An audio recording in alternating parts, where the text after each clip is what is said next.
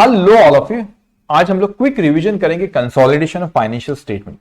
आपको एग्जामिनेशन में जो क्वेश्चन आएंगे कंसोलिडेशन, या तो इंस्टीट्यूट हो सकती है कि आपको सिर्फ बोले कि बैलेंस शीट बनाओ कंसोलिडेशन, और या हो सकता है कि वो आपसे बोले कि प्रॉफिट एंड लॉस अकाउंट बनाओ। तो हम लोग एक एक करके डिस्कस करेंगे।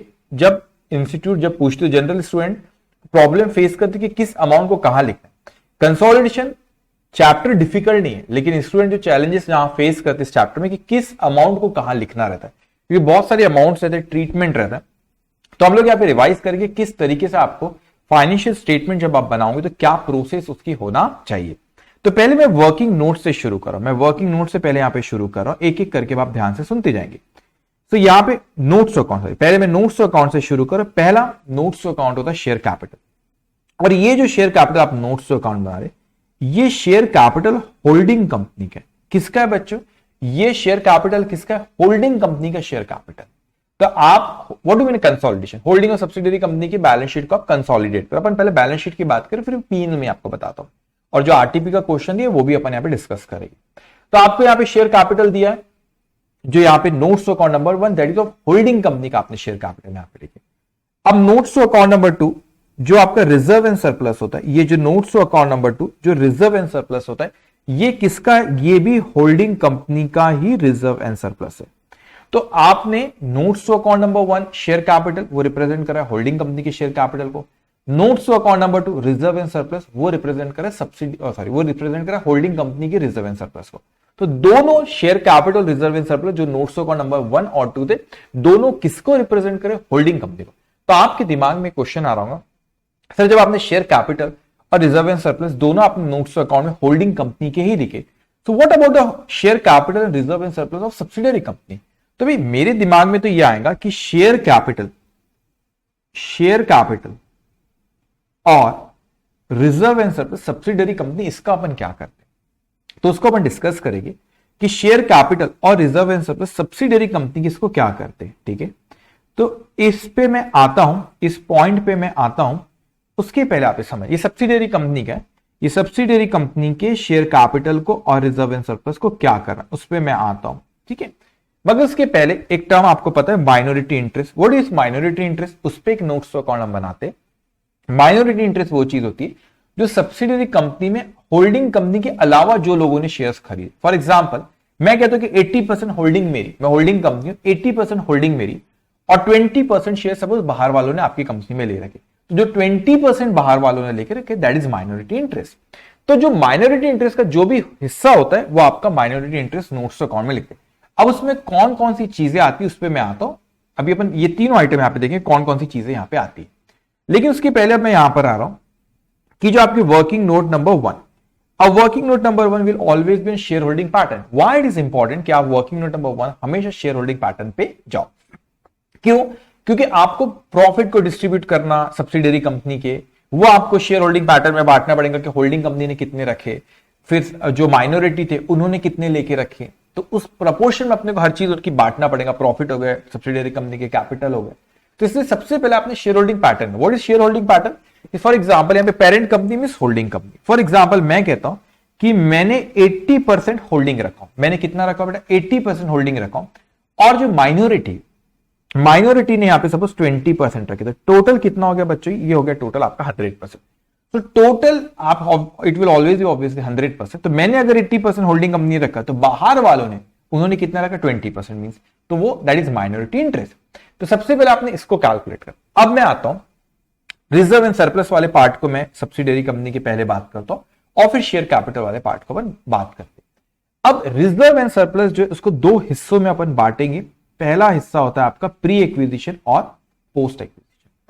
What is pre acquisition, post acquisition? हमको सब्सिडियरी कंपनी के प्रॉफिट को एनालाइज करना है कि हमने जब सब्सिडियरी कंपनी में शेयर्स एक्वायर करे, उसके पहले का प्रॉफिट सब्सिडियरी कंपनी का कितना था, और एक्विजिशन के बाद का प्रॉफिट सब्सिडियरी कंपनी में कितना है। मैं फिर से रिपीट कर रहा हूं कि सब्सिडियरी कंपनी में हम लोगों को ये एनालाइज करना है सब्सिडियरी कंपनी के प्रॉफिट को, कि सब्सिडियरी कंपनी का जो प्रॉफिट है हमारे एक्विजिशन के पहले उसका कितना प्रॉफिट था, और हमारे एक्विजिशन के बाद उसका प्रॉफिट कितना हुआ।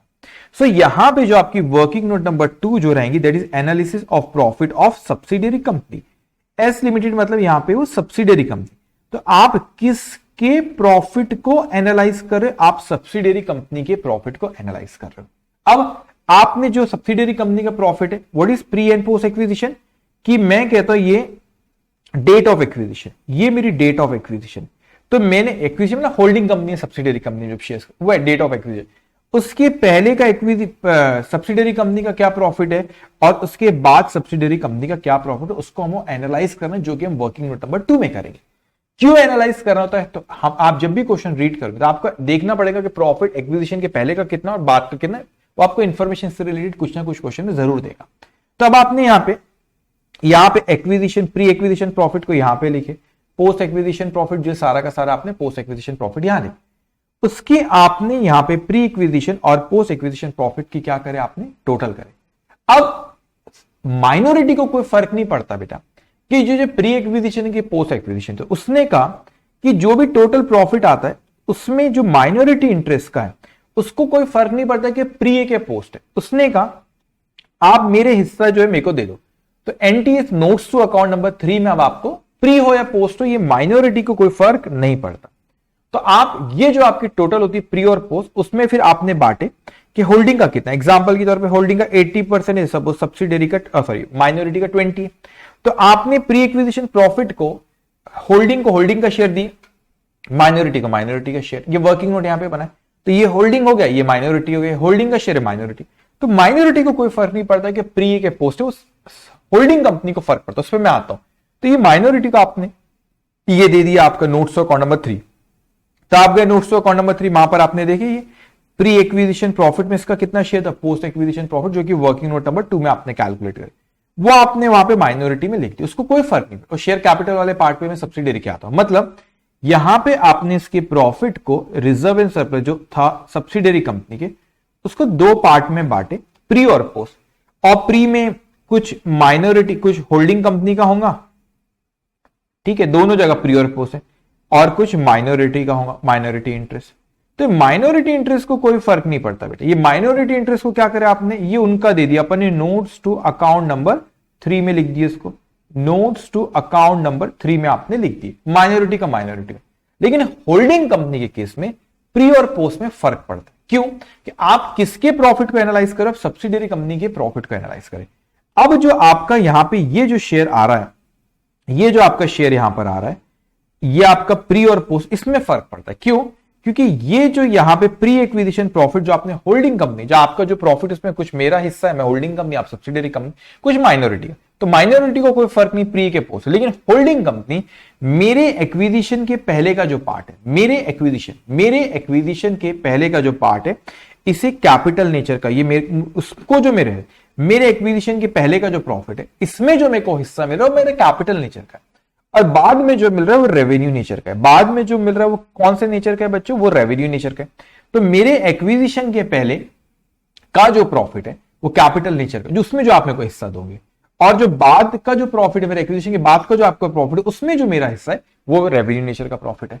तो रेवेन्यू नेचर का अभी दोनों का ट्रीटमेंट क्या हो, अगर ये कैपिटल नेचर का ये प्रॉफिट है बेटा, कैपिटल नेचर का प्रॉफिट है, तो आप वर्किंग नोट नंबर 3 जो होती है, वो वर्किंग नोट नंबर 3 भी अभी मैं आपको एक्सप्लेन करने वाला हूं वहां पे, कि ये जो आपका प्री एक्विजिशन प्रॉफिट जो होता है वो आप यहां पे लिखते हो। फॉर एग्जांपल मैं कहता हूं, इसको अपन कोई अमाउंट दे देते कि प्री एक्विजिशन प्रॉफिट जो मेरे को हिस्सा दिया गया, दैट इज सपोज 20,000। मैं पूरी वर्किंग नंबर 3 आपको भी रिवाइज करा के दूंगा, ठीक है, सपोज 20,000।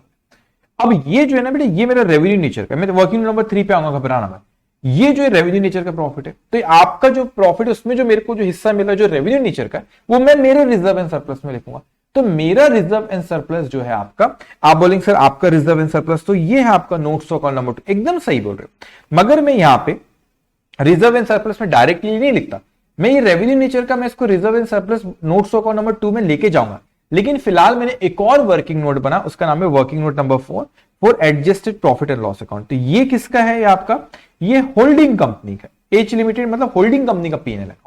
तो सर आपने फिर रिजर्व एंड सरप्लस वहां पे बनाया ना आपने होल्डिंग कंपनी का, तो आपने यहाँ पे इसको आप क्यों लिख रहे हो, यहाँ पे रिजर्व एंड सरप्लस आपने होल्डिंग कंपनी का बनाया ना वहां पे नोट्स ऑफ नंबर 2, फिर ये क्यों बनाया, कुछ एडजस्टमेंट होते प्रॉफिट के। सपोज मेरा कोई प्रॉफिट का कोई ओपनिंग बैलेंस था मेरा होल्डिंग कंपनी का, ठीक है, अब आपका जो रेवेन्यू नेचर का प्रॉफिट है उसमें जो मेरे को हिस्सा मिला जो पोस्ट एक्विजिशन है, तो वो मैं यहां पे लिखा, आपको वर्किंग नोट नंबर क्या लिखा उसने, वर्किंग नोट नंबर 4 में लेके जाओ। वर्किंग नोट नंबर 4 है, यहाँ पे जो शेयर इन सब्सिडियरी कंपनी में, शेयर इन सब्सिडियरी कंपनी में जो मेरे को मिला वो मैंने यहां पर लिखा। और ये जो टोटल होगी, कुछ यहां पे हो सकता है रेक्टिफिकेशन और डिविडेंड से रिलेटेड स्पेशली, तो उस पर मैं आता हूं। लेकिन ये जो यहां पर जो भी मेरा बैलेंस आ रहा है, जो भी बैलेंस यहां पर आएगा, ये मेरे रिजर्व एंड सरप्लस, ये मेरा ही है, ये सब्सिडियरी का, होल्डिंग कंपनी का, सॉरी ये पीएनएल अकाउंट बना होल्डिंग कंपनी का। लेकिन अकाउंट इसलिए बनाया कि इसमें कुछ एडजस्टमेंट होते। फॉर एग्जांपल मैं एडजस्टमेंट के नाम कहता हूं। फॉर एग्जांपल मैंने कहा कि मेरा ओपनिंग बैलेंस था, कुछ आपका जो पोस्ट एक्विजिशन प्रॉफिट है उसमें जो रेवेन्यू नेचर का, वो रेवेन्यू नेचर का मेरा पोस्ट एक्विजिशन प्रॉफिट जो आपका है, उसमें मेरा जो शेयर है वो मैंने यहाँ पे वर्किंग नोट नंबर 2 से लेकर आया, ये वर्किंग नोट नंबर 2 से लेकर आया। अभी आपको डिविडेंड से रिलेटेड एक पॉइंट मैं आपको यहाँ पे रिवाइज कराऊंगा, उसका भी कभी कभी यहाँ पे ट्रीटमेंट यहाँ पे ट्रीटमेंट आता है, वो रेक्टिफाई करते जनरली जब आता है आपका, तो वो मैं जब यहां पर करूंगा उसको मैं रेक्टिफाई, वो यहां पर आएगा, ठीक है। कभी कभी अनरियलाइज प्रॉफिट का आता है, उस पर भी आगे अपन डिस्कस करें, वो यहां पे सारी, तो सारे एडजस्टमेंट जो होल्डिंग कंपनी की पीएनएल अकाउंट में, उसके लिए अपन यहां पर आए, तो सारी चीज अपन यहां पे इसको अपन क्या करते हैं, यहां पर अपन उसके लिए एक पीएनएल अकाउंट बनाए। इसका ऑब्वियसली जो बैलेंस जाएगा वो मेरे रिजर्व एंड सरप्लस में चले जाएगा, वो मेरे रिजर्व एंड सरप्लस में, क्योंकि मेरा ही ये पीएनएल अकाउंट, उसमें कुछ एडजस्टमेंट तो मैंने वर्किंग नोट नंबर बनाया 4 है हमारी। तो रिजर्व एंड सरप्लस मेरा का, मेरा reserve and surplus notes to account number 2। तो ये यहां से फिगर अपन लेके जाते हैं नोट्स टू अकाउंट नंबर 2 में। आप देखोगे प्रॉफिट एंड लॉस अकाउंट आपको दिख रहा है, ये फिगर आपने कहां से लिखा है, वर्किंग नोट नंबर 4 से। सो वर्किंग नोट नंबर 4 से ये फिगर आई आपकी, वर्किंग नोट नंबर 4 से आपकी यहां पर ये फिगर आ गया आपकी। ओके, सो जब ये वर्किंग नोट नंबर 4 से आपका यहां पर फिगर आ गया यहां पे, और आपने इसको यहां पे ये वर्किंग नोट नंबर 4 से फिगर आपने यहां पे लिख लिया, क्योंकि वो होल्डिंग कंपनी का पीएनएल अकाउंट है, उसमें कुछ एडजस्टमेंट इसलिए अपने वहां पे लेके, वहां से फिर एडजस्टमेंट करे बाद वो वैल्यू का आपने यहां पे लाके लिख दिए। अब मैं आता हूं आपके वर्किंग नोट नंबर 3 पे, दैट इज गुडविल और कैपिटल रिजर्व। तो देखो अकाउंटिंग स्टैंडर्ड ये कहता है आपको कि जब कोई आपको शेयर एक्वायर करे, सपोज मैंने आपकी कंपनी की शेयर एक्वायर करा 1 लाख रुपए में, तो 1 लाख रुपए इज कॉस्ट ऑफ एक्विजिशन। ये जो यहां पर आपको दिख रहा है dividend out of pre acquisition profit, उस पर मैं बात करूंगा, डिविडेंड का पॉइंट आपको एक्सप्लेन करूंगा। तो मैंने 1 लाख रुपए लिखा है यहां पे। अब मैं कहता हूं कि 1 लाख रुपए मैंने आपकी कंपनी की शेयर्स खरीदा, उसके बदले में मुझे क्या मिला। अब 2 चीजें, पहला जो सब्सिडियरी कंपनी आपके शेयर जो है उसमें मेरा भी हक हो गया, क्योंकि मैंने आपकी कंपनी की शेयर्स खरीदा। लेकिन कितने खरीदे, तो आपने देखिए जो सब्सिडियरी कंपनी का शेयर कैपिटल है ये भी बढ़ जाता है होल्डिंग कंपनी में और माइनॉरिटी इंटरेस्ट में, जो भी उनका शेयर होल्डिंग पैटर्न है। शेयर होल्डिंग पैटर्न में कितने परसेंटेज होल्डिंग कंपनी ने होल्ड करा है और कितने माइनॉरिटी रखता है, उस परसेंटेज में हम इसको क्या करेंगे बच्चों, यहां पे बांट देंगे। तो मैं कहता हूं कि शेयर कैपिटल जो था आपका, उसको हम लोगों ने बांट दिए, होल्डिंग कंपनी का जो शेयर था और माइनॉरिटी इंटरेस्ट का जो था। तो हमारे एग्जांपल में हमने उसको 80% 20% रखे, वॉट एवर। तो मैं कहता हूं कि जो माइनॉरिटी का तो माइनॉरिटी में दे दो, माइनॉरिटी का माइनॉरिटी में दे दो। तो माइनॉरिटी इंटरेस्ट आपने देखी, उनका एक नोट्स टू अकाउंट अलग से ही, नोट्स टू अकाउंट नंबर 3। तो शेयर इन शेयर कैपिटल दिख रहा है, वो यहां पे लिख ली। तो ये तीनों जो ब्लू कलर से हाईलाइट करे हुए माइनॉरिटी इंटरेस्ट का, तो जो सब्सिडियरी कंपनी में जो शेयर पे माइनॉरिटी का जो हक था, रिजर्व एंड सरप्लस में माइनॉरिटी का जो हक था, उनका आपने नोट्स टू अकाउंट नंबर 3 बना, दैट इज माइनॉरिटी इंटरेस्ट, और वहां पे सारी चीजें आपने लिख दी। उसके बाद बच्चों यहां पे ये जो होल्डिंग कंपनी आपकी, कौन सी कंपनी, होल्डिंग कंपनी के जो आपने ये जो शेयर इन शेयर कैपिटल है, ये जो शेयर कैपिटल उसमें जो होल्डिंग कंपनी का हक है वो आप कहां लिखते हो, वर्किंग नोट नंबर 3 में। तो ये आपको दिख रहा है share in share capital. For example suppose 75,000, suppose 75,000 है कि भाई 1 लाख रुपए की शेयर कैपिटल, सपोज मेरा 75% 80% वॉट एवर, ये सपोज ये समझाने के लिए मैं कहता हूं 75, जो भी आपका कैपिटल था उसका 80% मेरा, सपोज 80% है, 20 माइनॉरिटी का, हमारे एग्जांपल। अब मैं कहता हूं कि 1 लाख रुपए में एक्विजिशन किया, उसके बदले में आपकी शेयर कैपिटल मेरा हक है 75,000 का, और जो आपके मेरे एक्विजिशन के पहले का जो आपका प्रॉफिट है उस पर मेरा हक है 20,000 रुपए का। तो इसकी टोटल आ गई यहां पे आउटर कॉलम पे 1 लाख रुपए, इसकी टोटल आ गई बच्चों यहां पे 95,000 रुपीज। तो मैं कहता हूं कि शेयर कैपिटल कितना है, शेयर कैपिटल जो था वो कॉस्ट ऑफ एक्विजिशन सॉरी कितनी थी, 1 लाख रुपए। तो मैंने आपकी कंपनी के शेयर्स खरीदे 1 लाख रुपए में, उसके बदले में मेरा आपका कैपिटल पे हक हो वो कितने का, 75,000 का सपोज है, और 20,000 व्हाट इज 70,000 जो भी आपका शेयर कैपिटल उसका, उसमें जितने मेरे परसेंट होल्डिंग है, बचाओ माइनॉरिटी का माइनॉरिटी में चलेगा, और मैंने जो एक्विजिशन किया आपकी कंपनी में उसके पहले का जो प्रॉफिट उसमें मेरा कितना हक है, ये वर्किंग नंबर 2 में आपने जो कैलकुलेट करे यहाँ पे। तो मैं कह दो 1 लाख के बदले मुझे 95,000 की चीज मिली, तो मैंने आपको 5,000 रुपए ज्यादा दिया, तो जो भी आप ये फिगर आ गई दिस इज गुडविल। अब मैं थोड़ी फिगर्स चेंज करता हूं, सपोज ये एग्जाम्पल 95 के बदले समझाने के लिए कह रहा हूं, अगर ये 1,20,000 तो मैं तो बोलूंगा ना कि 1 लाख रुपए में मुझे 1,20,000 की चीज मिल गई, 1 लाख में मुझे 1,20,000 की चीज मिल गई, तो ये -20,000 अगर आता तो it is capital reserve, positive आया तो दिस इज गुडविल। गुडविल में ज्यादा दिया तो गुडविल, अगर मुझे मुझे कम पैसे में देके ज्यादा चीज मिल गई, मैंने 1 लाख रुपए दिए 1,20,000 की चीज मिल गई, मेरा तो फायदा हो गया। तो कैपिटल रिजर्व, कैपिटल रिजर्व फिर मैं अपना रिजर्व एंड सरप्लस में लिख दूंगा, गुडविल में इंटेंजिबल में लिख दूंगा। अब इसीलिए जो आपकी वर्किंग नोट नंबर 2 होती है ये बड़ी इंपॉर्टेंट हो जाती है कि आप प्रॉफिट को प्रॉपर एनालाइज करो कि प्री एक्विजिशन में जाएगा कि पोस्ट एक्विजिशन में वो जाएगा। अब यहां पे इस तरीके से कैलकुलेट अपने को करना रहेगा। तो अब आपने फिगर्स लिखे, इसके बाद आपने नोट्स अकाउंट की टोटल लिखे, बैलेंस शीट में कर दिया, और बाकी इसमें हमको फिक्र नहीं करना, जैसे एक वन बाय वन। तो यहाँ पे शेयर कैपिटल जो होल्डिंग कंपनी था उसको मैंने यहां लिखा, ये नोट्स अकाउंट नंबर 1 से फिगर है। ये जो रिजर्व एंड सरप्लस था होल्डिंग कंपनी का वो भी नोट्स अकाउंट नंबर 2 से आई। माइनॉरिटी इंटरेस्ट की टोटल यहां लिख दो नोट्स अकाउंट नंबर 3। अब बाकी इसमें आप चाहो तो नोट्स अकाउंट बना सकते हो, लेकिन बाकी इसमें ना मैं इंटर कंपनी ड्यूज ये सब है उसके बारे में मैं बात करता हूं, अभी एक्सप्लेन आपको करूंगा आखिरी में पॉइंट। लेकिन बाकी चीजें इन जनरल क्या होता है, सिर्फ होल्डिंग कंपनी सब्सिडियरी कंपनी की वैल्यू को मर्ज करके लिखना है। जैसे डिबेंचर देंगे तो दोनों के डिबेंचर ऐड करके यहाँ पे लिख लेना आपने, current liability like trade payable दिया तो दोनों को ऐड करके लिख लो, म्यूचुअल डेब्ट के बारे में मैं कहता हूं। उसके बाद फॉर एग्जांपल पीपी दिया तो दोनों के ऐड करके यहाँ लिख दो, गुडविल दिया करंट एसेट दोनों के ऐड करके यहाँ लिख दो, बड़ा सिंपल, दोनों की वैल्यू को जस्ट ऐड करना है यहाँ पे लिखना है। लेकिन ये जो पोर्शन है इस पे असली खेल होता है आपका, ये जो 3 नोट्स अकाउंट बनाते, बाकी एडजस्टमेंट है कुछ, मैं उस पर अभी आऊंगा आगे, लेकिन ये इंपॉर्टेंट है तीनों। तो ये फिगर आपने 3 बराबर आएंगी और उसके लिए अपनी ये नोट्स अकाउंट, तो जब रेगुलर बैच में आपको सिखाया था इसी फॉर्मेट में क्वेश्चन आपको करना सिखाया था, तो आपके बराबर आंसर आते जाएंगे। ठीक है, अब हम लोग यहाँ रिवाइज कर रहे हैं कि क्विक आपको रिवीजन करा के तो किस तरीके से आपको इसको लिखना नोट्स अकाउंट में यहाँ पे जो गड़बड़ है। तो इस तरीके से एग्जामिनेशन में आया ना क्वेश्चन, आपने फॉर्मेट भी बना ली, ये वैल्यूज को लिख लेना, इतना आपने वैल्यू भी लिखे ना, अब अच्छे से कर लो, अच्छे से एग्जामिनेशन में करो, जो आपको क्लास में करो मोर देन इनफ, बहुत एडवांस क्वेश्चन भी क्लास में करा। तो मगर एग्जामिनेशन में आता आपने वैल्यू, टाइम कम मिले वैल्यू भी लिखे, आपको आधे से ज्यादा मार्क्स मिलेंगे, वैल्यू भी पुट कर दिया आपने। ठीक है, अब मैं आता हूं यहां पे कि एक कुछ एडजस्टमेंट के बारे में मुझे आपसे बात करना है। अब एक डिविडेंड है, फिर कुछ यहां पे रिलेटेड टू म्यूचुअल डेब्ट ये सब, उसके बारे में मैं पीएनएल अकाउंट के बाद आखिरी में बात करता हूं आपसे। अब देखो यहां पे कैसा होता है कि कभी कभी आपको डिविडेंड के बारे में क्वेश्चन में देगा, फेवरेट इंस्टीट्यूट के डिविडेंड के बारे में आपको देगा। अब डिविडेंड क्या होता है कि जब आप सब्सिडियरी कंपनी जब डिविडेंड देती है और होल्डिंग कंपनी को मिलता है, तो अकाउंटिंग स्टैंडर्ड 13 में भी पढ़े आपने अकाउंटिंग फॉर इन्वेस्टमेंट में, कि अगर मेरे एक्विजिशन के पहले के प्रॉफिट में से आप मेरे को डिविडेंड दे रहे हो, तो अकाउंटिंग स्टैंडर्ड 13 भी कहता है कि कॉस्ट ऑफ इन्वेस्टमेंट को कम कर दो। तो मेरे dividend out of pre acquisition profit में से आप मेरे को दे रहे हो, आप मेरे को दे रहे हो, मैं होल्डिंग कंपनी आप सब्सिडियरी आप मेरे को दे रहे हो, तो उसमें मेरे को जब आप दे रहे हो तो मैंने बैंक अकाउंट तो डेबिट करूंगा, लेकिन टू मेरे को क्या करना रहेगा, इन्वेस्टमेंट अकाउंट को। ठीक है, अकाउंटिंग स्टैंडर्ड 13 भी कहता है कि कॉस्ट ऑफ इन्वेस्टमेंट को क्या कर दो बेटा, कम कर दो। तो मैंने कॉस्ट ऑफ इन्वेस्टमेंट को कम कर दिया। तो यहां पे ब्रैकेट में लिखा भी कि वर्किंग नोट नंबर 3 में उसको अपने को लिखना रहेगा। तो वर्किंग नोट नंबर 3 में दिख रहा है आपको, यहाँ पे कॉस्ट ऑफ एक्विजिशन में यहाँ पे दिख रहा है less dividend out of pre acquisition profit. तो यहां पर आप क्या करेंगे बच्चों, उसको माइनस कर देंगे अगर प्री एक्विजिशन प्रॉफिट में से आपने डिविडेंड नहीं, क्योंकि मेरे को कॉस्ट ऑफ एक्विजिशन जो इसको मुझे कम करना रहेगा, तो माइनस कर दो। अकाउंटिंग 13 भी ये कहता है। तो आपने ये एंट्री पास करी, ये आपकी एंट्री होंगी अगर out of pre acquisition profit में से थी। मगर मेरे एक्विजिशन के बाद में से प्रॉफिट में से अगर आप डिविडेंड दे रहे हो, वो मेरा रेवेन्यू नेचर का, तो entry will be bank account debit to dividend income that will go to profit and loss account. तो यहां पे एंट्री पास होगी bank account debit to profit and loss account, bank account debit to profit and loss account.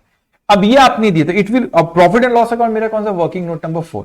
तो मैं यहां पे लेके जाऊंगी वर्किंग नोट नंबर 4, यहां पे डिविडेंड आ जाएगा। तो जैसे शेयर इन सब्सिडियरी कंपनी मिला, डिविडेंड कुछ मिला उसमें, तो dividend also dividend in subsidiary company, यहां पर आप लिखोगे इसको। ठीक है, अब मैं यहां पे आता हूं, कभी कभी क्वेश्चन में ऐसे कहते हैं कि प्री एक्विजिशन प्रॉफिट आपको मिला, प्री एक्विजिशन प्रॉफिट में से सॉरी आपने मेरे को डिविडेंड दिए, मेरे को इन्वेस्टमेंट को क्रेडिट करा था, मैंने गलती से पीएनएल को क्रेडिट कर, तो रेक्टिफाइड एंट्री भी पूछ हो जाती है कभी कभी। तो करेक्ट एंट्री क्या है, अगर प्री एक्विजिशन प्रॉफिट में मिला तो bank account debit to investment account. ठीक है, ये करेक्ट एंट्री। ये मैंने रॉन्ग एंट्री पास करा, bank account debit to PNL, अगर प्री एक्विजिशन प्रॉफिट में से उसने बोला दिए और मैंने गलती से पीएनएल को क्रेडिट कर दिया, मेरे को इन्वेस्टमेंट को क्रेडिट कर, तो मेरे को रेक्टिफाइड एंट्री पास करना पड़ेगा। बैंक को डेबिट करना, बैंक को डेबिट मैंने किया, इन्वेस्टमेंट को क्रेडिट करना था, मैंने किसको क्रेडिट किया गलती से, पीएनएल। तो रेक्टिफाइड एंट्री बोली profit and loss account debit to investment account, profit and loss account debit to investment account, ये एंट्री पास होगी रेक्टिफाइड।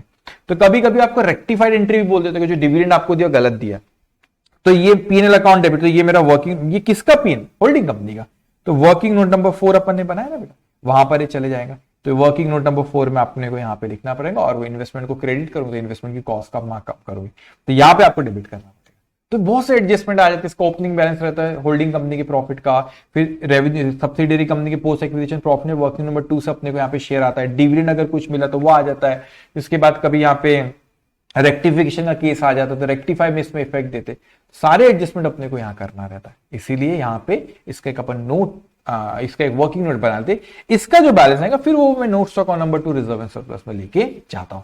तो एग्जामिनेशन में अगर ये बैलेंस शीट पे आया, और मेरा पर्सनल ओपिनियन कोई फिक्स नहीं है, मुझे ऐसा लगता है कि वो ग्रुप 2 में, आई एम नॉट सेइंग कि ऐसा करना नहीं, अभी मैंने तो नहीं बोलता तुम लोग को अभी कि amalgamation partnership is more important. ये भी आ सकता है, और ये तो सिंपल प्रोसेस है, सिंपल प्रोसेस है। इस प्रोसेस को जस्ट आपको फॉलो करना है।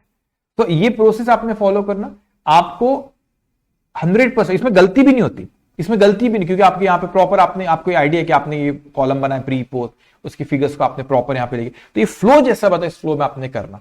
ओके, अब इसके बाद कभी कभी इंटर कंपनी ड्यूज होते हैं। फॉर एग्जांपल मेरा ट्रेड रिसीवेबल है कि 5 लाख रुपए मुझे लेना है, आप सब्सिडियरी कंपनी आपके इसमें लेके आपको 5 लाख रुपए मुझे देना है, तो मुझे 5 लाख आपसे लेना है, आपको 5 लाख रुपए मुझे देना है। तो 5 लाख रुपए जब लेना देना हम लोगों को है, तो भाई अलग अलग जब फाइनेंशियल स्टेटमेंट बने उसमें समझ में आता है कि मैंने मेरा अलग बनाया, आपने आपका अलग बनाया, तो उसमें फाइनेंशियल स्टेटमेंट समझ में अलग अलग आपने लिखे उसको।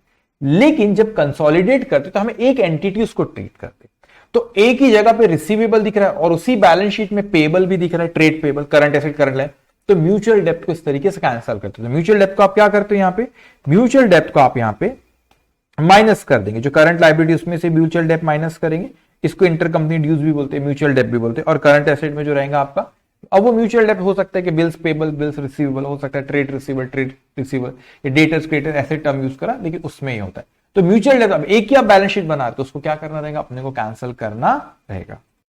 एक और इंपॉर्टेंट चीज जो है आपकी, कि एक आमदनी में यहाँ पे डिस्कस की कि वर्किंग नोट कैसे बनाना है आपको। एक डिविडेंड का एक पॉइंट हो गया, एक डिविडेंड के ऊपर हो गया कि ट्रीटमेंट उसका कैसे करेंगे। सेकेंड पॉइंट आप लोगों का दैट इज म्यूचुअल डेप्थ के ऊपर हो गया। और एक और चीज आपने ख्याल रखना, दैट इज अनरियलाइज प्रॉफिट, ये भी इंस्टीट्यूट का फेवरेट है। व्हाट इज अनरियलाइज प्रॉफिट, इसको अच्छे से समझना। जब हम लोग कंसोलिडेट करते तो कंसोलिडेशन में क्या करते कि financial statement subsidiary company, holding company का दोनों का मर्ज कर।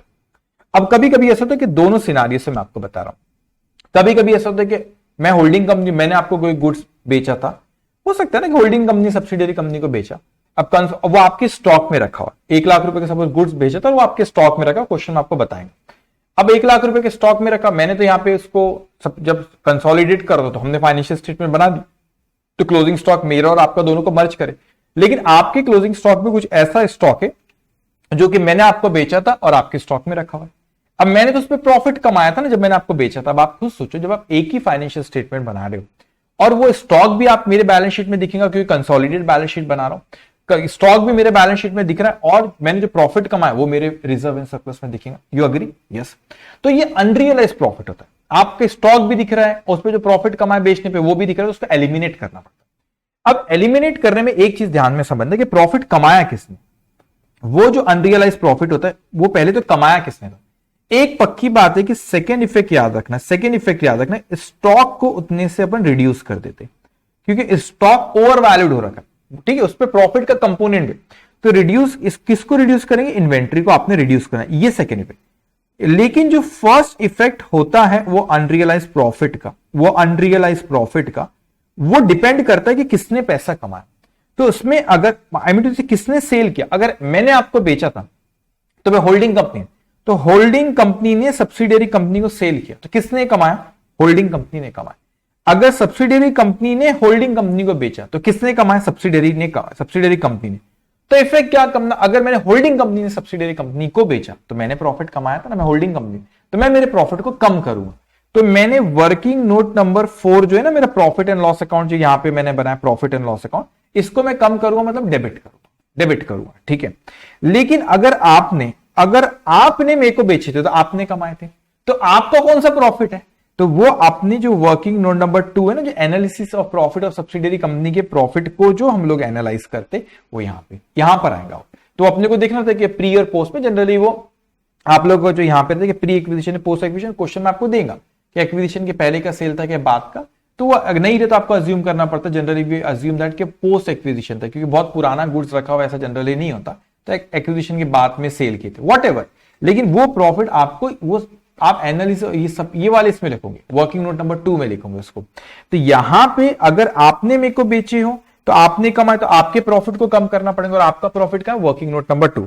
मैंने आपको बेचा हूं तो किसने कमाया? मैंने। मेरा कौन सा है प्रॉफिट? Working note number 4। तो इस तरीके से होता है। तो ये मेन इंस्टीट्यूट के डिविडेंड हो गया, म्यूचुअल डेप्थ हो गया, ओके। उसके बाद आपका ये अनरियलाइज प्रॉफिट हो गया, ये मेन है। और आपको इन्फॉर्मेशन यहां पे देगा कि प्री और पोस्ट में रीजन क्या क्या, मतलब कौन कितना प्री और पोस्ट में, उससे रिलेटेड कुछ इन्फॉर्मेशन क्वेश्चन में देगा, वो आपको एनालाइज करने रहेगा। और इसी फ्लो में बना के ना आपने वैल्यू प्रॉपर लिखे, बिलीव में आपकी बैलेंस शीट टैली हो जाएगी। ठीक है, आराम से, बस ये फ्लो को फॉलो करना। अगर बाई चांस कुछ गलती भी होगी तो एग्जाम में नर्वस मत होना, ये इतनी स्टेप्स भी फॉलो करे ना, आपको 60-70% मार्क्स मिल जाएंगे। आई होप पूरा अच्छे से करके, लेकिन 60-70% मार्क्स मिल के आ जाएंगे। अपने को कितनी लाना? 75 प्लस टारगेट अगर आपका, तो आते ना आपके, क्यों नहीं आते बेटा? आपने सब क्वेश्चन अच्छे से करे, एक आध क्वेश्चन में गलती भी हो गई तो एग्जाम हॉल में नर्वस मत होना। ठीक है, अगर होगा ऐसा, सीए के एग्जाम है आपका, कोई नॉर्मल एग्जाम तो दे रहे हो, तो वो कभी कोई गलती भी होगी, बाकी पेपर तो अच्छे से करके आए ना। आपके अकाउंट्स में अगर मैं बोलता 100 मार्क का पेपर है आपका, वो उसमें आपने 60 मार्क अच्छा करो, 40 मार्क अच्छे से नहीं भी करके तो आए हो ना। पूरा पेपर अटेम्प्ट करने की कोशिश करना, ये टारगेट रखना, पूरा पेपर अटेम्प्ट करें। 100 में से 60 मार्क का करे, 40 का अगर अच्छे से नहीं भी आ रहा है वहां, लेकिन करके तो आए ना, एग्जाम्शन आ जाएगा तो। ठीक है, ओके। अब मैं आता हूं कि प्रॉफिट एंड लॉस अकाउंट को उसने कभी आपको बोला कंसोलिडेशन में, बड़ा सिंपल होता है, ध्यान से पहले तो इसका फॉर्मेट यही आपका जो है यहाँ पे, that is revenue from operation other income, जैसे आप फाइनेंशियल स्टेटमेंट बनाते हो, फिर उसके बाद उसकी ये टोटल जो कंपनी की जैसे उसके expenses, cost of material consume, purchase, changes in inventory, ठीक है, employ benefit, finance cost, depreciation, other expense, ये टोटल एक्सपेंस आपने लिखे। टोटल एक्सपेंस में फिर प्रॉफिट आएगा आपका, इनकम माइनस एक्सपेंस, ये प्रॉफिट आ गया, टैक्स दिया तो टैक्स हटा, प्रॉफिट आफ्टर टैक्स। लेकिन इस पे ना आरटीपी पे क्वेश्चन आपके अटेम्प्ट है, वो भी मैं डिस्कस करूंगा। अब कंसोलिडेशन प्रोसेस क्या है? Simple, item from profit and loss account add line by line, एक एक करके, होल्डिंग का इतना प्रॉफिट, होल्डिंग का इतनी रेवेन्यू, सब्सिडरी कहते हैं, दोनों को लिखे उसको मर्ज करते हैं। अब उसमें क्या पॉइंट्स को क्या रखना है, उसमें कोई इंटर कंपनी ट्रांजेक्शन होता है, जैसे मैं आपको पता है ट्रेड रिसीवेबल, ट्रेड पेपर का पता है, तो उसको कैंसिल करा, म्यूचुअल डेप्ट। वैसे पीएनएल अकाउंट में भी हो सकता है, मैंने आपको कोई चीज सेल्स करा तो आपने परचेज करे, है ना, तो अब कंसोलिडेट करो तो सेल्स में भी आ गया, परचेज में भी फिगर आ जाएंगे, तो उसको एलिमिनेट करना, उसको हटा देना अपने को। अब जैसे मैंने कंसल्टेंसी सर्विस आपको प्रोवाइड करा तो मैंने रेवेन्यू बताया, आपने उसको अपना एक्सपेंस बताया, तो अगर एक दूसरे को कोई ऐसे ट्रांजेक्शन हमारे हुए तो वो हमारे इंपैक्ट, जब पीएनएल अकाउंट कंसोलिडेट कर तो मर्ज हो गया तो उसको अपने को हटाना रहेगा। तो यहां पे transaction between holding company subsidiary company such as sales, services, consultancy fees, commission, royalty are included in individual company को, इंडिविजुअली कंपनी में ठीक है, लेकिन जब इंटर कंपनी की बात आती है, जब consolidate are removed, very important, इसको हमको रिमूव करना पड़ता है to avoid double counting in the consolidated, उसको अपने को हटाना होता है। ठीक है, तो ये चीज को ख्याल मैक्सिमम इसी पे रहता है। अभी अपन आगे अपन और देखेंगे। अब अगर कोई अनरियलाइज प्रॉफिट रहा, इसके बारे में क्वेश्चन में बताओ, if there are unrealise profit in the inventory of any group company, these profit are eliminated from the total inventory. इसमें क्लोजिंग स्टॉक आता है ना, अपना ओपनिंग स्टॉक आता है ना, तो जहां पर भी अनरियलाइज प्रॉफिट जो भी इसमें है, तो वो जब उसमें जो अनरियलाइज प्रॉफिट को अपने को हटाना होता है, अनरियलाइज प्रॉफिट को क्या करेंगे बेटा, एलिमिनेट करना होता है, क्योंकि वो रियलाइज प्रॉफिट नहीं। जैसे आप बैलेंस शीट में कम करते हो ना, जब से बैलेंस शीट बोला तो आपको बताया क्या ट्रीटमेंट देना है, वैसे सिर्फ पीएनएल अकाउंट बोला तो आपके स्टॉक की वैल्यू को, क्योंकि क्लोजिंग स्टॉक आपकी पीएनएल अकाउंट में भी आ रही ना, तो क्लोजिंग स्टॉक की वैल्यू को अपने को उतने से कम करना रहेगा। तो आरटीपी में बच्चों आपको क्वेश्चन दिया है इस बार, उस पर अपन डिस्कस करते हैं। पीएनएल अकाउंट उसने आपको बनाने बोला, तो कहते हैं चांद लिमिटेड एंड इज सब्सिडरी सितारा, चांद and Sitara provided the following information for the year ended 31st March 2023। अब इक्विटी शेयर क्या, इससे अपने को सबसे पहले एग्जाम में एक और चीज ख्याल, जैसे ही पेपर शुरू करे, क्वेश्चन जो भी शुरू करता पहले देखो कि पूछा क्या। यहां पे आपको उसने बोला consolidate profit and loss account, क्या पूछा उसने आपको, उसने आपसे पूछा है consolidate profit and loss account, उसने आपसे पूछा है। ठीक है, तो आपको consolidate profit and loss account बनाना है, तो अपने को एक एक आइटम क्या ऐड कर। अभी इक्विटी शेयर कैपिटल तो अपना पीएनएल अकाउंट में आता नहीं, अभी इन्वेंट्री आता, चेंज इन इन्वेंट्री आता, इसके ऊपर मैं 2 मिनट बाद में बात करता हूं, इसको मैं हाईलाइट करके रखता हूं, 2 मिनट बाद में इसमें अपन बात करते हैं। ओपनिंग स्टॉक, लेकिन ट्रायल बैलेंस नहीं दिया उसने, टैली वैली नहीं करके दिया। ठीक है, यहां पर उसने ओपनिंग स्टॉक, क्लोजिंग स्टॉक दिया, इस पर अपन बात करते हैं। अब मेरे को बताओ डिविडेंड इनकम। अब डिविडेंड इनकम है इसकी 1,60,000, इसकी 43,750। तो आप यहां पे देखोगे वही इसने पीएनएल अकाउंट बनाया है यहाँ पे, और सबके नोट्स का अकाउंट यहाँ पे बना दिया। अब आपकी यहां पे देख रहे हो अदर इनकम में देखो सेकंड, ये आपका अदर इनकम, इसमें डिविडेंड इनकम आपकी इसकी थी 1,68,000, तो ये 1,68,000, और दूसरी कंपनी की थी 43,750, 43,750 ये टोटल यहां लिखा। उसके बाद अदर नॉन ऑपरेटिंग इनकम कोई उनकी 35,000, 10,500, तो 35,000, 10,500। ओके, उसके बाद रॉ मटेरियल कंज्यूम 13,93,000, तो यहां पे raw material cost of material consume, ठीक है, एक्सपेंस, तो ये थे चांद के थे 1,93,000, सॉरी 13,93,000, 13,93,000, और फिर यहाँ पे 4,72,500, 4,72,500 ये हो गई आपकी टोटल। उसके बाद सेलिंग एंड डिस्ट्रीब्यूशन एक्सपेंस, इस पे एडजस्टमेंट आगे अपन करेंगे। 3,32,500, 157,500 ये एक्सपेंस आपका 3 लाख कहां गया भाई इसका, एक मिनट, यस यहां पे अदर एक्सपेंसेस में यहां पर आप देखोगे किधर के सेलिंग एंड डिस्ट्रीब्यूशन एक्सपेंसेस, ठीक है, ये कितना है इसका 3,32,500, 3,32,500 और 157,500, 1,57,500। फिर वो आगे कहते हैं प्रोडक्शन एक्सपेंसेस 3,15,000 एंड 1,40,000। ध्यान से अब यहां पर आपने देखे यहां पे ये कॉस्ट ऑफ मटेरियल कंज्यूम ना, तो उसमें कुछ प्रोडक्शन के खर्चे तो वो भी वहां पे आएंगे, कितने 3,15,000 रुपए, 3,15,000 रुपए और आपका 1,40,000 और ये 1,40,000 रुपए, तो मर्ज कर रहे हैं अपन उसको। फिर loss on sale of investment, तो लॉस ना इसको अदर इनकम जो रहती है उसमें ऐसे नेगेटिव फिगर बताते हैं इसको 26,250, तो यहां पे देखोगे अदर इनकम में ये नेगेटिव फिगर 26,250। उसके बाद sale and other operating income revenue from operation, तो आप यहां पे लिखोगे 33,25,000, 33 बोनस मार्क्स एग्जाम में आया था 33,25,000, 19,07,500, 19,07,500। ओके, उसके बाद यहाँ पे वेजेस एंड सैलरी एम्प्लॉय में आता 13,30,000, 2,45,000, तो यहाँ पे वेजेस केस में आप लिखोगे एम्प्लॉय बेनिफिट में वेजेस 13,30,000 और 2,45,000, टोटल 15,75,000। उसके जनरल एडमिनिस्ट्रेटिव एक्सपेंस 2,80,000 एंड 1,22,500, तो 2,80,000 ये आपने अदर एक्सपेंस लिए, 2,80,000, 1,22,500। उसके बाद क्वेश्चन में रॉयल्टी पेड नील एंड 5,000, तो अदर एक्सपेंस है 5,000। अब उसके बाद डेप्रिसिएशन 31,500, 14,000, 31,500, 31,500, 31,500 और यहां पर है आपका 14,000, ये आपका 14,000, टोटल आया आपका 45,500। उसके बाद यहां पे इंटरेस्ट एक्सपेंस 17,500, 5250, तो 17,500 और ये 5250 फाइनेंस कॉस्ट आपकी। सारे आइटम लिखे, कितना सिंपल एग्जाम में है। तो अब ये पहला पॉइंट कहते हैं 1 अप्रैल 2020 चांद लिमिटेड, मतलब मैं होल्डिंग कंपनी प्रोवाइड चांद limited acquired 5,000 equity shares of ₹100 each fully paid Sitara limited. अब मैंने 5,000 शेयर्स खरीदा 100 रुपए का एक, तो 5,000 मल्टीप्लाई बाय 100 ये हो गया 5 लाख रुपए के मैंने शेयर्स खरीदा, ठीक है। अभी क्यों दे दिया इन्फॉर्मेशन, बैलेंस शीट तो नहीं बना, डिविडेंड से रिलेटेड कुछ, इस पर अपन बात करते। अब क्या हुआ, वो कहते हैं कि सितारा लिमिटेड पेड डिविडेंड, आप subsidiary company to a dividend 10% for the year ended 31st March 22. The dividend was correctly accounted by chart, मैंने करेक्टली P&L अकाउंट मिलेगा, मतलब bank account debited profit and loss account मेरे acquisition के पे। अब देखो यहाँ पे मैंने कब एक्वायर करा, आपकी 1 सितंबर 2020, आपकी फाइनेंशियल स्टेटमेंट कब कर दिया 31 मार्च 2023। अच्छा ये तो पहले का, ये प्रॉफिट किस साल का है आपका, ये 31 मार्च का, ठीक है, जो भी है करेक्टली पोस्ट एक्विजिशन प्रॉफिट है, तो उसमें कोई दिक्कत नहीं है। यहाँ पे पोस्ट एक्विजिशन प्रॉफिट से डिविडेंड नहीं, तो मेरे कहां पर आना चाहिए था, ये मेरे आना चाहिए इन्वेस्टमेंट। वो बोलते करेक्टली रिकॉर्ड भी कर, उसने क्या करा करेक्टली अपने से इन्वेस्टमेंट यहाँ पे डिविडेंड को रिकॉर्ड करे। एक सेकंड, ये इसने परचेज कब किया आपका 1 सितंबर 2020, एक सेकंड ना, हाँ ये आपका करेक्टली मतलब उसने पीएनएल में लेके गया 1 सितंबर 2020 को करा। और ये डिविडेंड कब का बेटा, ये डिविडेंड मैंने pre acquisition post acquisition correctly investment में नहीं करूंगा, पीएनएल में 2022 का बेटा, तो मेरे को एंट्री पास करता bank account debit to PNL और बोलता करेक्टली रिकॉर्ड भी कर, मतलब मैंने प्रॉपर पीएनएल अकाउंट में उसको लेके गया हूं, ठीक है। ये एक्विजिशन के पहले का रहता तो bank account debit to investment आता, इन्वेस्टमेंट में नहीं क्रेडिट होगा, कहां होगा पीएनएल में, और पीएनएल बराबर क्रेडिट करा भी। अब देखो यहां पे हुआ क्या, अपने कितने लाख रुपए के मैंने शेयर्स खरीदा, 5 लाख रुपए के शेयर्स खरीदा, कितने परसेंट डिविडेंड बोल रहे 10%, मेरे को 10% डिविडेंड, मैंने 5 लाख की खरीदा, उसका 10% हो गया मेरा 50,000 रुपए, तो मुझे जो डिविडेंड मिले उसमें 50,000 रुपए वो क्या है बेटा इंक्लूड है।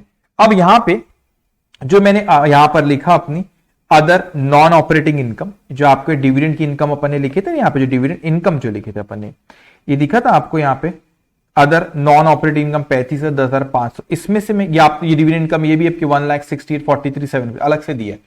अब ये इनकम में से मैं क्या कर दूंगा बेटा, यहाँ पे इसको मैं ये डिविडेंड जो रियलाइज फ्रॉम सब्सिडरी कंपनी उसको मैं हटा दूंगा। क्यों? क्योंकि ये अब मेरी इनकम बता, आप अपना एक्सपेंस बता रहे हो, अब आपके दिमाग में सर आप तुम भी तो अपना, मैंने यहां पे पहला करा उसको 50,000 रुपए से यहां पे कम करा, मैंने अपनी अदर इनकम को 50,000 रुपए से कम करा, तो ये उसने और नॉन ऑपरेटिंग इनकम कुछ थी उसको यहां पे लिखा, फिर इसने आउटर कॉलम पे आया। ठीक है, अब यहाँ पे देखो डिविडेंड इनकम यहाँ पे लिखी हुई है, तो मैंने उसमें से 50,000 रुपए कम किए क्योंकि 50,000 रुपए मुझे किससे मिले? सब्सिडरी कंपनी से मिले। इतनी देखो यहां पर आपने डिविडेंड इनकम यहाँ पे बताया, यस। अब आपके दिमाग में ये आ रहा होगा कि सर आपने तो 50,000 रुपए कम कर दी यहाँ पे जो मेरी इनकम में था, मगर आपके एक्सपेंस थे, लेकिन आप वो पीएनएल अकाउंट में उसका इफेक्ट नहीं देते। ये बच्चे कई बार व्हाट्सएप करके डाउट भी पूछते हैं, आप अपने पीएनएल अकाउंट में इफेक्ट नहीं देते जब आपने डिविडेंड दिया। इफ यू रिमेंबर, आप रिजर्व एंड सरप्लस जो आपकी बैलेंस शीट में होती है ना, वहां से डिविडेंड आप उसको एज पर शेड्यूल 3 वहां पे एडजस्ट करते हैं। तो कई बच्चे डाउट पूछते हैं कई बार व्हाट्सएप करके, सर आपने यहां से 50 माइनस करे, लेकिन फिर आपकी इनकम थी मगर सब्सिडरी कंपनी एक्सपेंस उसको भी तो माइनस करो, वो पीएनएल में आ ही नहीं रहा, वो कहां पे आया? रिजर्व एंड सरप्लस में से आप एडजस्टमेंट करते हो उसका। मैंने मेरी इनकम बताया, ओके, इसलिए यहां पर अपने सिर्फ मैंने 50,000 रुपए जो इनकम थी उसमें से अपने हटा दिए। अब आगे आपसे कहता है वो चांद लिमिटेड मतलब holding company sold goods ₹1,75,000 Sitara limited at a profit of, अब भी अनरियलाइज्ड प्रॉफिट का थोड़ी देर पहले बताया था, at a profit of 20% selling price. Inventory of Sitara limited include, मैंने 1,75,000 का बेचा हूं, लेकिन उसमें से इन्वेंट्री में भी 70,000 ही रखे हुए ना, तो वो उस पर अनरियलाइज है कितना? 20%। तो 70,000 का 20% वो कितना था? 14,000 रुपीज। तो देखो यहाँ पे 14,000 रुपीज जो है आपका, यहाँ पे क्लोजिंग स्टॉक का चेंज इन इन्वेंट्री उसने बताया होगा आपको, चेंज इन इन्वेंट्री, यस, ये चेंज इन इन्वेंट्री में आप आ जाएंगे यहाँ पे, तो ये देखो 14,000 इन्वेंट्री की कॉस्ट को, चेंज इन इन्वेंट्री पे आता है, लेकिन इन्वेंट्री की कॉस्ट को अपन 14,000 रुपीज से क्या कर देंगे बच्चों? कम कर देंगे। तो 14,000 रुपीज अपन ने वहां पे क्या करे? माइनस। अब उसके बाद सेलिंग एंड डिस्ट्रीब्यूशन एक्सपेंस थे जो कि 21,250 के थे, जो कि एक्सपेंस ऑफ सितारा के थे, जो कि पेड टू चांद एज ब्रोकरेज फीस। तो एक ने दूसरे को सर्विस प्रोवाइड करा, सेलिंग एंड डिस्ट्रीब्यूशन, तो म्यूचुअल डेप्ट है, तो 21,250 यहां से एक की इनकम में से कम करे, और यहाँ पे एक के एक्सपेंसेस में आपने यहाँ पे एक्सपेंसेस में 21,250 कम करे।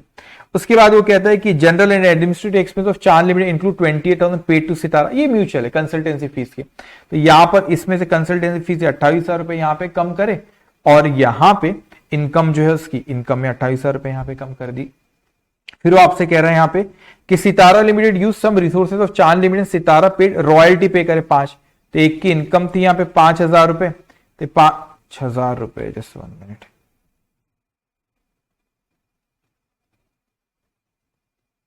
एक सेकंड रुकना, कहां गई भैया?